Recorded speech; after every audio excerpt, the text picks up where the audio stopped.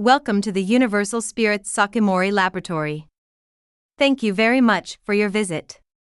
In the 14th session last time, we discussed the spiritually critical situations surrounding the earth during the Dark Ages Mud Sea era, and the great project undertaken by Christ to purify it, leading to the situation of the second crucifixion in the etheric world. This time, we would like to deepen our verification of the many spiritual recognitions brought to the earth by this great project of Christ's forces. Even 53 years before George Vale Owen's Spirit World Communication in England, the following was written in France. Various incidents are happening one after another. So, let's not say the time is near anymore, but let's say this. That is, the time has come. However, we are not saying that floods, earthquakes, and natural disasters will occur. The earth has been partially convulsing at all times. And it is still happening. These are things that happen from the structure of the earth itself. And such things are not signs of the times. However, everything prophesied in the Gospels will be realized. No, it is actually being realized. You will soon know it. However, you must not interpret these signs superficially, but must grasp their deep meaning. The entire Bible speaks of the great truth, but they are veiled in allegory.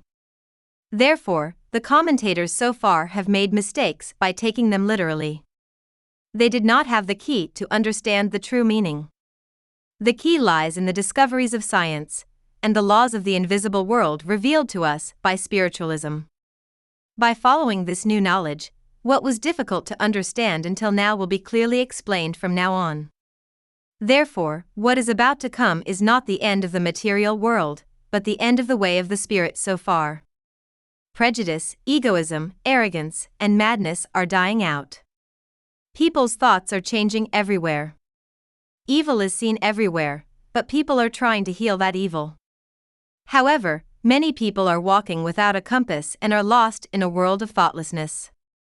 The world is now in the midst of the pains of childbirth.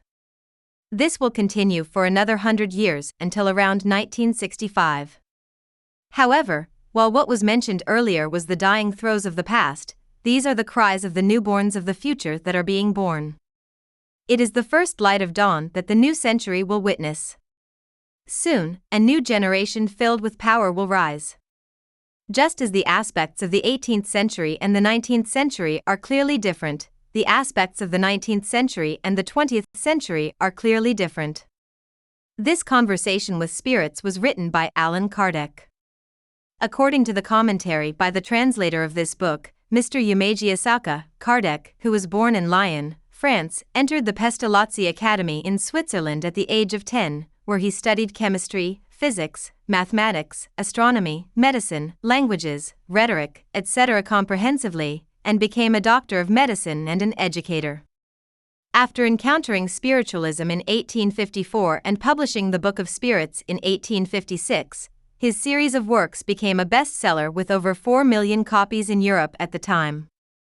In his Conversations with Spirits left in the late 19th century, he also spoke of the prophecies in the Gospels being realized and all will be realized. It was supposed to be the end of the Dark Ages and the foreseen return of Christ. That's why, at the beginning of the 20th century, not only the Theosophical Society and the Anthroposophical Society, but also the world was waiting for the return of Christ and the appearance of the prophet who would announce it.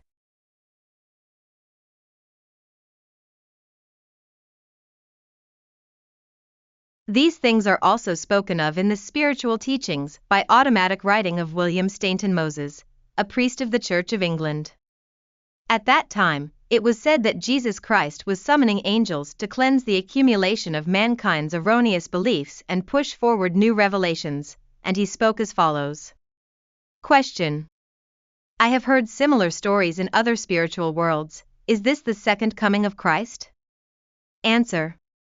The second coming of Christ is a spiritual return. It is not a rebirth in the flesh as humans dream of. It is a return in the sense of speaking to those who have ears to hear through the mission. Jesus himself would have said, "Let those who have ears to hear, hear. Let those who can accept." Matthew 11-15, 19-12. Question. Are these communications being brought to many people? Answer: yes. God is especially strengthening his influence at this time and is showing it to many people, but I will not say more now. May God's blessings be. Imperator.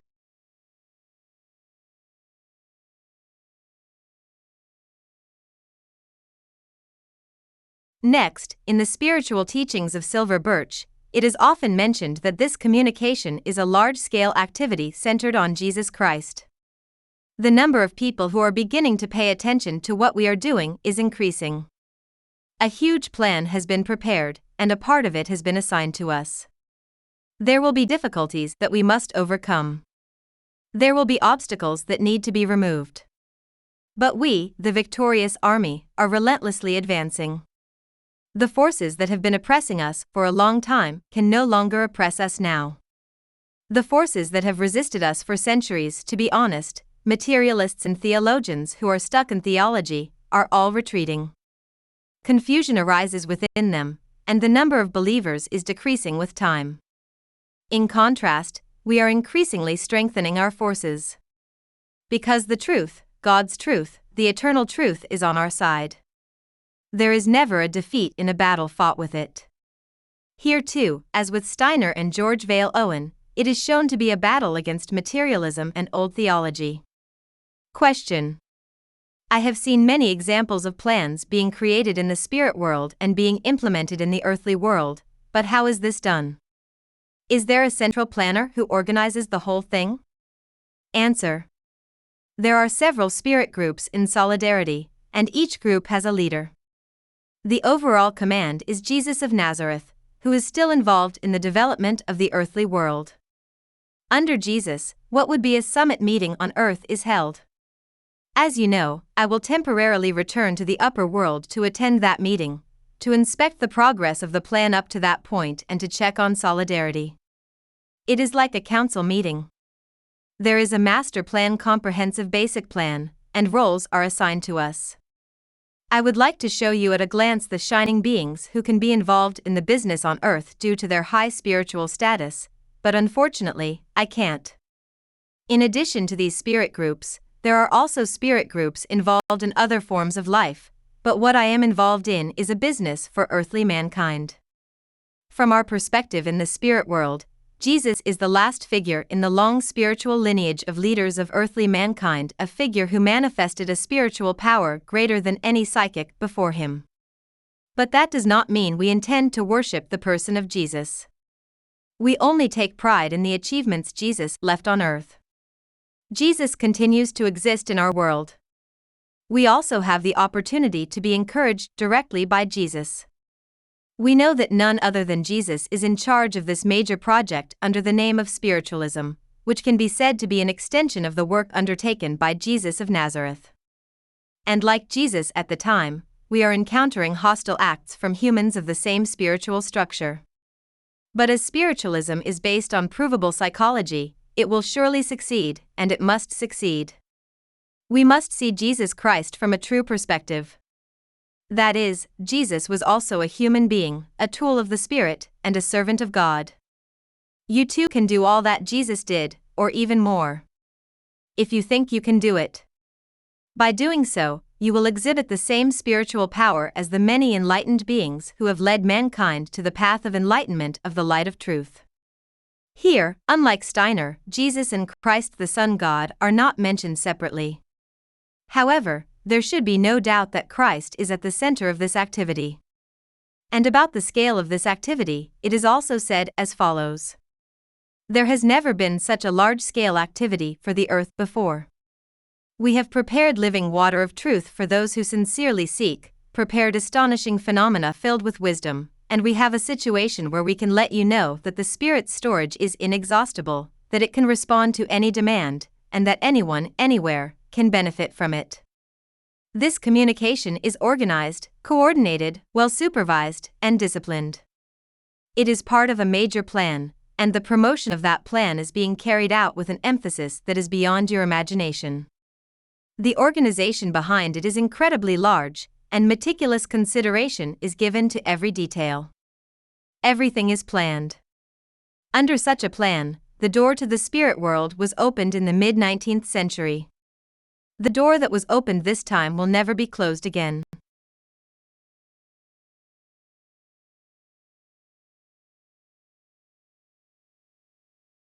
In the Communications from White Eagle by Grace Cook, Christ's healing of the etheric body is also spoken of as follows. The God who appeared through Jesus said this: I am the resurrection and the life. If a person seeks Christ, the Son God Spirit, who is the life of this world, there is the cure for illness. God is life. It is life force. It is the Spirit that gives life. God flows into the etheric body through the human heart and soul. The etheric body is sometimes called the medium of light, which is the passage through which life force enters the body. Never cloud this medium with worldly thoughts.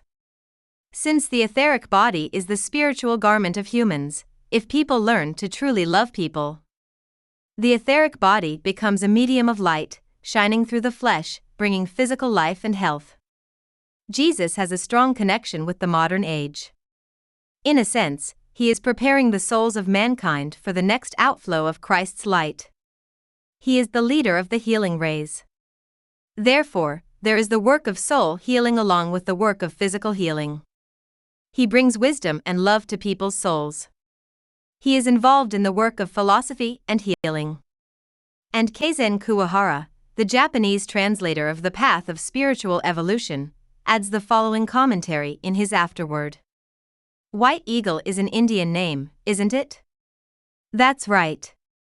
He has lived as an Indian, and also as John, the apostle of Jesus. He is an ancient spirit who has lived through many past lives. White Eagle spirit belongs to the White Brotherhood. This group is considered a group of high spirits who have been working since ancient times to guide the evolution of earthly mankind. The word Christ often appears in the communication, but this is not about the human Jesus who lived on earth 2,000 years ago, it means the divine spirit. For us earthlings, it seems to refer to the presiding God of a solar system, which corresponds to a universe. The eagle spirit seems to say that this sun God is the source of humans, that is, humans are the children of this divine spirit. Since the source of the sun God leads to the cosmic God, strictly speaking, humans can also be said to be the children of this cosmic God. What was spoken in response to Jesus, according to the White Eagle spirit, is this sun God, the Christ divine spirit. Also, the Christ divine spirit is not exclusively Jesus's. The divinity inherent in humans, that is, the immortal spirit, this is the Christ divine spirit. The main purpose of White Eagle spirit world communication is for each human to manifest this inherent Christ, that is, divinity, outside. This manifestation of divinity is called spiritual evolution. White Eagle has been active from ancient times to the present to convey this path of spiritual evolution. White Eagle's recognition gives a feeling close to Steiner's anthroposophy.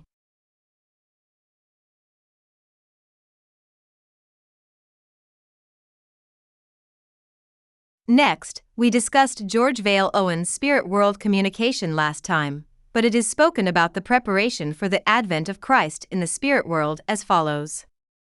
I would like you to know that the course of events as described spans an extremely long period of time. During that time, we each had our own tasks to perform. Even on Earth, while one reform is in progress, the general public each has their own daily lives. We were the same.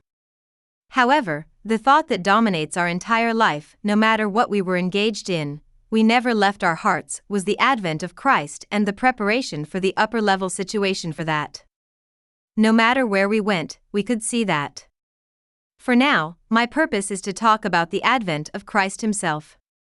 Those of us who were chosen as members of Christ's forces gathered in the scenic area where the tower of the angel in question stands tall. Now, the angel spoke as follows: This time, we have summoned you to convey a message about our Lord Christ, who is now approaching this realm, to understand the significance of his arrival and passage, and to prepare so that you do not miss the blessing. You have seen the Lord several times so far, but I want you to know first that his appearance this time is completely different from before.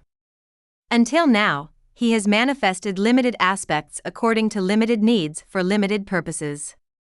But this time, although not all, he will appear with a royal authority that far surpasses what has been before. Until now, he has descended for limited purposes. This time, he is coming to embody the decree of the great God the Father for a major project. This is an extraordinary major project. The earth is now in urgent need of your assistance.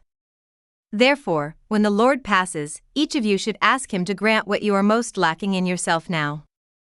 Thus, in George Vale Owen's Spirit World Communication, it is also spoken that the preparation for the second coming of Christ has been carefully prepared over a very long period of time, corroborating Steiner's recognition.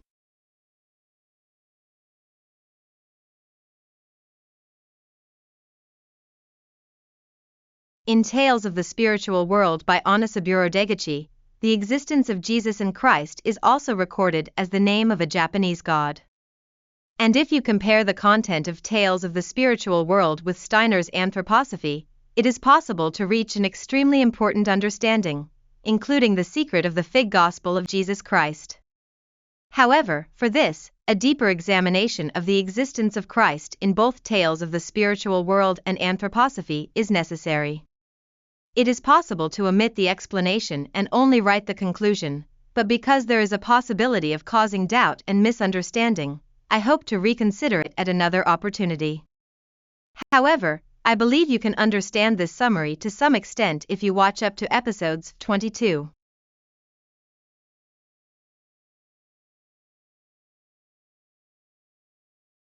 In conclusion, in the 15th episode, we have examined from multiple spirit world communications that the spread of spiritualism, which conveyed the high-level spiritual recognition that occurred one after another in the early 20th century, was part of a cosmic-scale major project, the second coming of Christ in the etheric world. In the next issue, we will finally begin a detailed examination of the New Testament prophecy of the sign of the coming of the Son of Man and the events of Owamoto, which became a world miniature. Thank you very much for watching until the end. We look forward to your continued support.